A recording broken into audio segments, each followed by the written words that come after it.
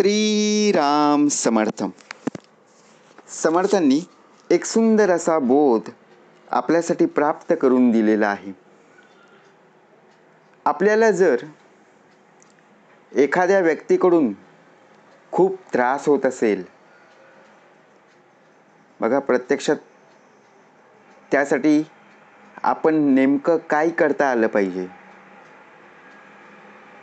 कशा प्रकारे पाहता येईल. आपल्या शेजारी असतील किंवा आपले नातेवाईक असतील जे आपल्या आजूबाजूला राहतात, त्या व्यक्तीकडून आपल्याला होणारा त्रास सततपणे होणारे, बघा प्रत्यक्षात आपल्याला होणारा त्रास, आपल्या जीवनात वेगवेगळ्या प्रकारची माणसं येतात. काही आपल्याला आनंद प्रेरणा देत असतात, तर काही बघा प्रत्यक्षात दुःख देणारी सुद्धा आहेत, मानसिक त्रास देणारे आहेत, ताणतणाव निर्माण करणारे आहेत. त्यांच्याजवळ असलं की खूप अस्वस्थता आपल्याला जाणवत असते. त्यांचे शब्द, प्रत्येक शब्द न शब्द मनाला बघा टोचत असतात. मग जगायचं तरी कसं? बऱ्याच वेळा बघा प्रत्यक्षात अशी माणसं घरात सुद्धा असतात. ज्या वेळेला आपल्या घरी कोणी व्यक्ती आली, बघा आपण विचार करतो, अरे कारण ती व्यक्ती आपल्याला बोलणारी आहे. त्यांचे शब्द आपल्या मनाला टोचणारे आहेत, ज्यांना टाळणं खूप कठीण होत असतं. नातेवाईक आणि समाजाच्या अपेक्षांमुळे आपण त्यांच्यासोबत राहायला सुद्धा बांधील असतो. एखादा आपण ऑफिस असेल किंवा एखादी कंपनी असेल किंवा कुठे आपण जॉब करत असू किंवा काम करत असू, तिथे आपले मित्रमैत्रिणी सुद्धा असतात. त्यामध्ये सुद्धा अशी व्यक्ती असू शकते जी आपल्याला सतत बघा त्रास देत असते. आता अशा व्यक्तींसोबत कसं वागायचं? आपलं मन संपूर्णपणे निराश झालेलं आहे. अशा वेळेस स्वतःची जी मनःशांती आहे ती टिकून ठेवण्यासाठी त्यांच्यासोबत कसं वागायचं, त्यांच्याकडून काय शिकायचं, हे पाहणं गरजेचं आहे. आपल्या डोक्यामध्ये येणारे सतत नकारात्मक विचार आहेत ना, ते प्रथमतः बाजूला काढायचे आणि अशा व्यक्तींपासून बघा दूर राहिलेलं चांगलं, जी लोक आपल्याला खूप त्रास देत आहेत. त्यांच्याशी बोलणं बघा प्रत्यक्षपणे टाळलं गेलं पाहिजे.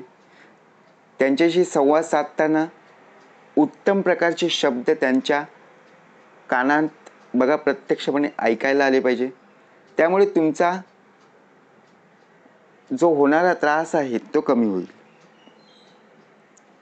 मनःशांतीसाठी हे अंतर राखणं खूप महत्त्वाचं आहे. हे अंतर नातं तोडण्यासाठी नाही, तर स्वतःला शांत ठेवण्यासाठी आहे. यामुळे नकारात्मक जे विचार आहेत ना, त्यापासून आपला देह दूर राहिला पाहिजे.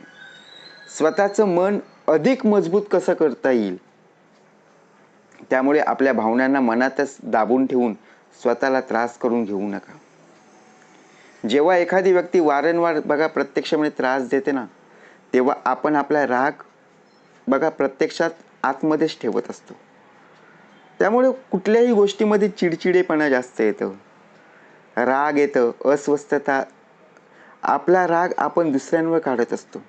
दुसरी कोणी एखादी व्यक्ती आली की त्यांच्यावर आपण राग काढतो. कारण आपल्याला होणारा त्रास, जो त्रास आहे ना, तो आपल्या मनात न ठेवता तो बाहेर काढला पाहिजे.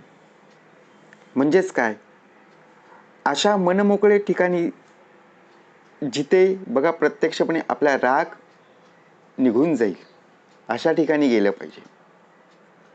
बोललेली व्यक्ती, त्यांचे शब्द हे तिथे बघा आपण जाणले पाहिजेत आणि त्या शब्दांचा नकारात्मक विचार न घेता सकारात्मक पद्धतीने जर विचार केला तर नक्कीच आपला राग शांत होईल.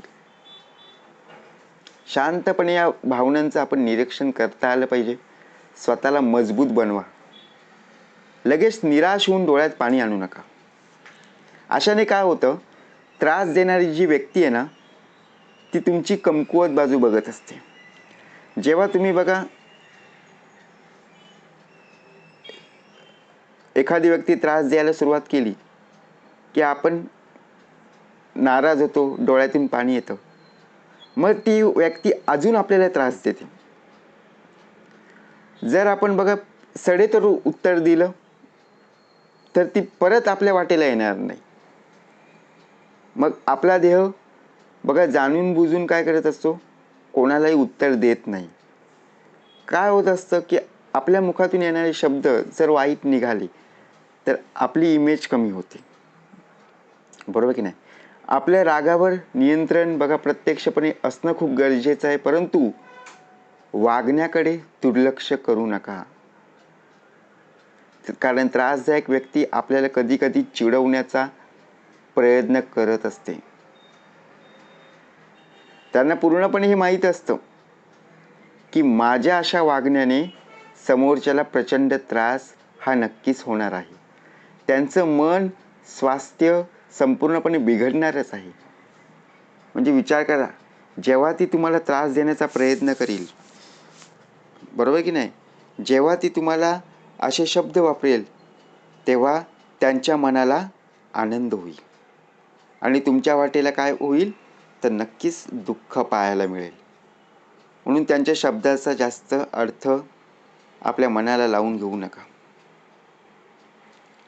त्यांच्या शब्दाचा आपल्या मनावर परिणाम काय होईल, आपल्या जीवनावर काय परिणाम होईल,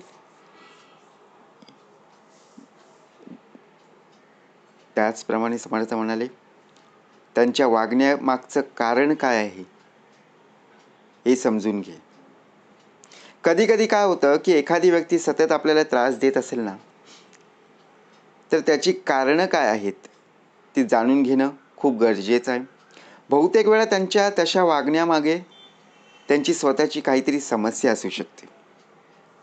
बऱ्याच वेळा लोकांना काहीतरी बघा प्रत्यक्षपणे माहीत नसतं, परंतु वेगवेगळ्या प्रकारे ती व्यक्ती आपल्याला कमजोर करत असते. कमजोरीचा शोध घेऊन त्यावर उपाय करणं शक्य असल्यास प्रयत्न करणं बघा आपल्याला महत्त्वाचं आहे. कारण एखादी व्यक्ती ज्यावेळी आपल्याला बोलत असते त्यावेळी त्या व्यक्तीला डायरेक्टली उत्तर देऊ नका. कसं असतं की स्वतःची सकारात्मकता वाढवणं गरजेचं आहे. जीवनातला आनंद हा कधी गमावू नका, हरवू नका. निराश येते, परंतु ध्यान, योग, स्मरण, आपलं आवडतं पुस्तक असेल, आपलं आवडतं ठिकाण असेल, त्या ठिकाणी बघा आपला वेळ घालवला पाहिजे. जे बोललेले शब्द आहेत त्यांच्याकडे अजिबात लक्ष देऊ नका. जर तुम्ही त्याच लोकांचा विचार जर करत असाल तर तुम्ही तुमचं मन संपूर्णपणे बिघडवत आहे. त्यामुळे मन जर बिघडलं तर समर्थ म्हणाले मन हा इंद्रियाचा राजा आहे. बाकीचे इंद्रिय सुद्धा काय होतील, बिघडतील ना. मग बुद्धीसुद्धा साथ देणार नाही आहे, कारण बुद्धी भ्रमिष्ट होईल. म्हणून बाहेरच्या नकारात्मक गोष्टींचा विचार करण्यापेक्षा आहे ना, स्वतःच्या अंतरीमधल्या असलेल्या सकारात्मक गोष्टींचा विचार कर. स्वतःला वेळ दे आणि पूर्णपणे जी जी लोक बोललेली आहेत ना, बघा प्रत्यक्ष त्यांना सकारात्मकतेने उत्तर दे. संवाद साधत असताना शांत पद्धतीने उत्तर देणं गरजेचं असतं. आपल्यामध्ये संयम असणं गरजेचं आहे. लोकांना उलट उत्तरं देण्यापेक्षा सरळ उत्तरं देणं आपल्या कार्यातून योग्य आहे. म्हणून मानसिक स्वास्थ्य टिकवण्यासाठी आपल्याला परमेश्वराने बघा उत्तम प्रकारे स्मरण प्राप्त करून दिलेलं आहे. कारण आपल्यामध्ये संयम नसतं. समजुतीने संवाद साधला पाहिजे. काही वेळा काय होतं, व्यक्तीशी प्रत्यक्ष बोलत असताना आपल्या मुखातून जे शब्द बाहेर पडतात त्या शब्दांचा अर्थ आपल्याला कळत नाही. आणि जेव्हा अर्थ कळतो तेव्हा ती बघा वेळ निघून गेलेली असते. म्हणून स्वतःवर लक्ष केंद्रित करा. जीवनात जे फक्त आणि फक्त लोकांना त्रास देणं हेच माहीत आहे अशा लोकांपासून आपला देह हा बाजूला असणं खूप गरजेचं आहे. म्हणून जर एखाद्या व्यक्तीकडून आपल्याला खूप त्रास होत असेल ना, तर त्या व्यक्तीजवळ अजिबात जाऊ नका. आणि जरी ती व्यक्ती आपल्याजवळ येण्याचा प्रयत्न करत असेल तर शांत आणि संयमाने बघा, कामाने उत्तर दे. जय जय रघुवीर समर्थ.